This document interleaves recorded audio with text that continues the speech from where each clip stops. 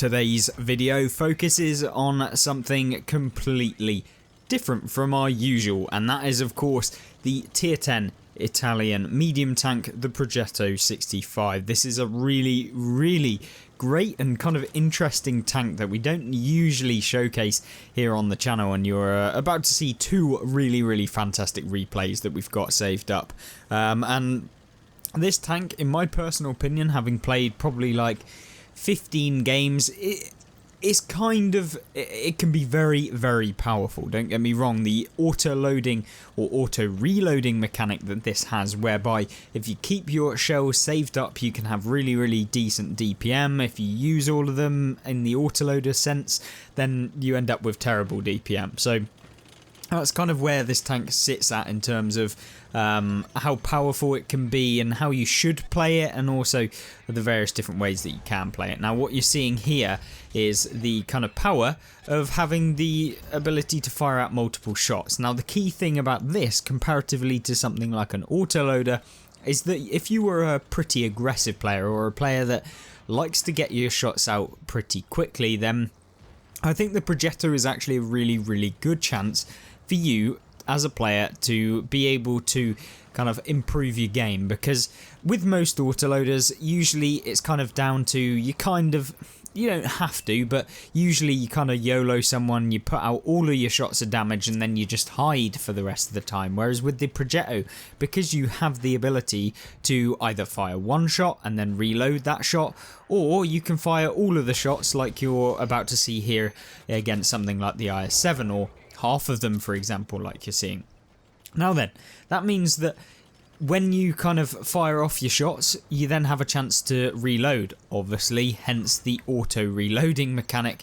It's not an auto loader. Now what I love about that in particular is that you don't get kind of limited by the fact that you're reloading a lot of the time, as long as you play it correctly, and you kind of understand that sometimes it's actually better to just hold your shot and not just YOLO your shot instead. So what you're seeing here is kind of the single shot, and where you place one round after another continuously, and I feel like that's what the Progetto is all about. It's all about being kind of opportunistic. If you know when and when not to fire, then this is perfect for you, and you'll be able to have good games. Now what you can see here is us just going after this IS-7.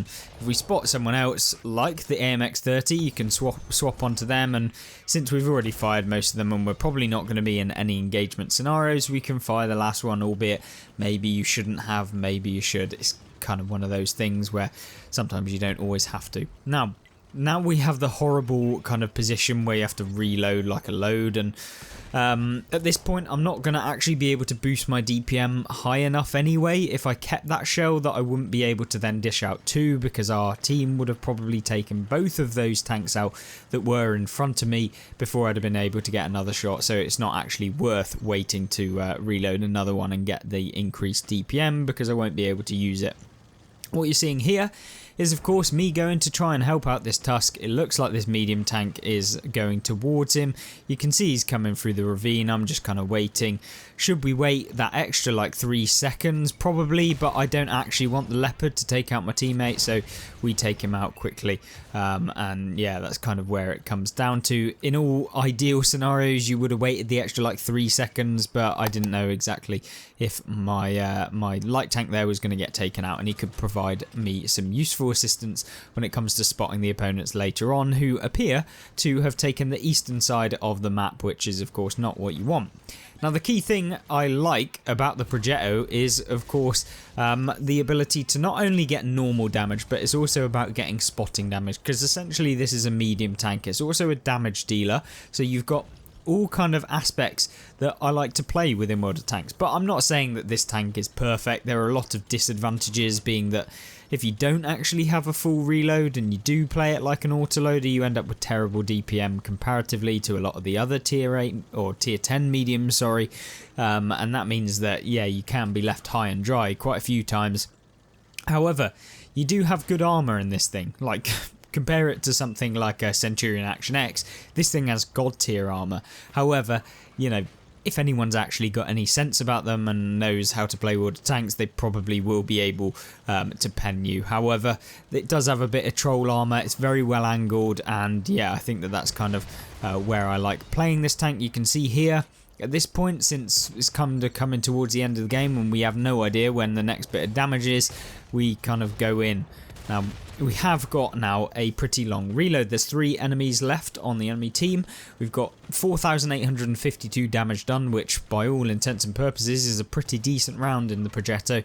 Maybe not the highest damage game you may ever see or will ever see in this tank, but it's a decent result, and hopefully we can catch this VK7201K who is on full health. Maybe we can catch him out. We're going to be, by the time we're actually able to fire at him, have full shells in the magazine, and therefore we've got a potential damage of, I believe, 1,600 there or thereabouts, which is obviously very nice, and that's where the autoloaders are always really, really fun to play, and why I think they're so dangerous as well.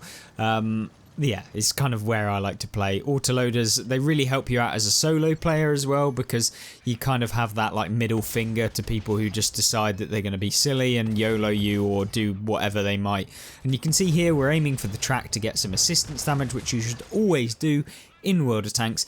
If you are trying to get marks of excellence, if you're trying to have a better game, if you're trying to be helpful to your team, then going for tracking and also damage is really, really good. And it actually got us quite a bit of extra damage there combined. So really good replay in the Progetto. Not the highest tier gameplay that you'll ever see, but 5,884 damage, 1,553 base experience, and 2.6 thousand assistance, 4 enemies destroyed is by no means a bad game. The second gameplay we have here for you today is on Prokarovka, the best spotting map for any tank really in the game, and that is because this one offers you so many different positions where you can get view range out for your team, spot the opponents on the enemy team, get assistance damage, and also be really, really versatile. There's a lot of movement flexibility within this map comparatively to some other maps. Some of the maps like, I don't know, for example, if you've ever played Ghost Town, those sorts of maps where it's very like limited to where you can move and be flexible, then yeah, I think that this gives you the best kind of all of those worlds. And with the Progetto itself, I feel like it's very, very kind of versatile in its own right. So when you get a versatile map and a versatile tank, you can expect that you are going to perform very well. And that is exactly what this replay is going to showcase. You don't have to be the best player in the world to be able to make the Progetto work, because the tank actually works for you a lot of the time. And yeah, I think that as long as you know when to relocate, and the Progetto can relocate, as you're seeing me do here. At the beginning of the game, I thought maybe we'll go here, maybe we'll get a spot on damage, and we can kind of move on with the game from that position. Now, I've quickly noticed that it's not your usual game where a lot of your team go up on top of the hill, so you can get crossfires onto anyone that's on the enemy team that's going to be up there. No one's up there, so it's time for me to actually make the trek, and we are going to be going to the hill, so we can get side shots on the opponents that are going to be on the opposite side of the ridge where we were first at on Prokarovka. Now, if we can do that, we'll get some side shots, which means free damage essentially, and it also means that we can get view range on any of the little camping TDs, or for example the camping Panzer 7s, who for some reason think it's a great idea to be sat at the back of the map. Just quick analysis here, it's not good to be sat at the back of the map, and unfortunately for the Panzer 7 he'll lose quite a bit of hit points just being spotted and playing at the back. Now, can we kind of say that it's the worst position you could possibly be in? No, but like, you shouldn't be sat there in your heavy tank at the back.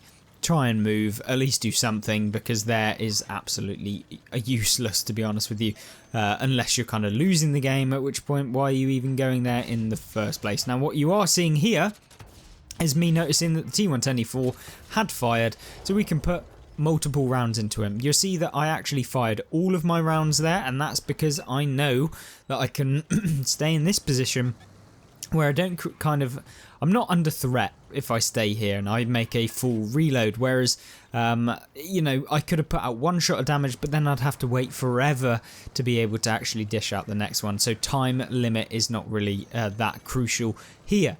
Now, having done 1,000 damage, you know, it's pretty mediocre given that we're 3 minutes into the game, but what we can do from here is just consistently poke the opponents, and especially when we're fully reloaded, this T124 is definitely a threat because he's never really going to bounce off of us unless he gets super unlucky or unless he hits the turret at a weird angle, but we can't really hope for that. We've just got to actually deal with the situation at hand, and what you can see me doing here is just using this nice position here. You can get kind of hold down at least to a degree. You also got a little bit of protection from a lot of the people that will be going over here, and of course when an E50M just decides he's going to YOLO, I don't even know, but there we go, we can take him out. Now we do potentially go for the shot on the Skoda T56, but given the fact that we were actually reloading, like for the most part, like it's kind of one of those things. If you were only just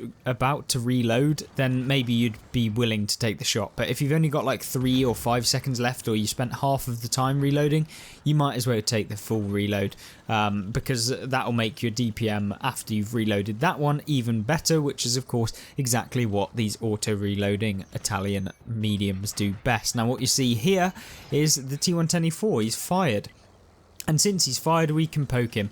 And World of Tanks is pretty much World of Pokes, because you know when someone's fired, you can poke around the corner, you can put a shell of damage into them, and then you can kind of leave. Now, you'll see there that we actually bounced around from the Skoda T56, which, trust me, doesn't happen all too much on World of Tanks, so don't go expecting that the Progetto is going to be the most, well, the easiest tank to bounce around in, especially when you're coming up against tanks like the T124. Now, the T124 is he's being super aggressive. I don't really blame him because he's got to do something on this side. Once he's won here, it kind of becomes he can do what he wants, but we're just kind of baiting him, keeping him there, and just making sure that he doesn't come out. Make a bad misplay there by rising up too far on the actual side of the hill there. And then we kind of go down and we just try and get this last shot onto this CS52 Lys. And in the meantime, why not go for the tracks of the Panzer 7 and lock him in place, or at least stop him and spoil his repair kit. Now, yes, that gets us a little bit of assistance damage. It also means that we can kind of keep vision on him, and we also got a little bit of damage from going down and taking out the Lys. Now from this point we have the hill, at least to my knowledge, so we don't know if anyone else is up on the hill, so we do have to be a little bit careful. We can't just YOLO in because the T124 could have had support, which we don't know about, and also we have to be very careful from the field, because when you're making the cross up here you can actually get hit in the side very easily if you do get spotted, so it's very imperative that you don't just YOLO down and you make sure that you're not being silly. Now what you can see us doing here is going after the Turan, and we put 3 rounds into him. Very nice. And now we can just basically leave, and we can reload all of our shells if we want to, or get into a position that's going to benefit us to be able to spot, get some assistance damage and stuff like that. It's all about moving, being mobile and getting assistance damage. And you can see within this replay we've picked up 4,305, which for the most part really decent spotting damage game. It is Prokarovka, so it's a little bit biased, but yeah, nonetheless a decent result so far. You can see us just trying to poke this ridge. The Turan is somewhere around here.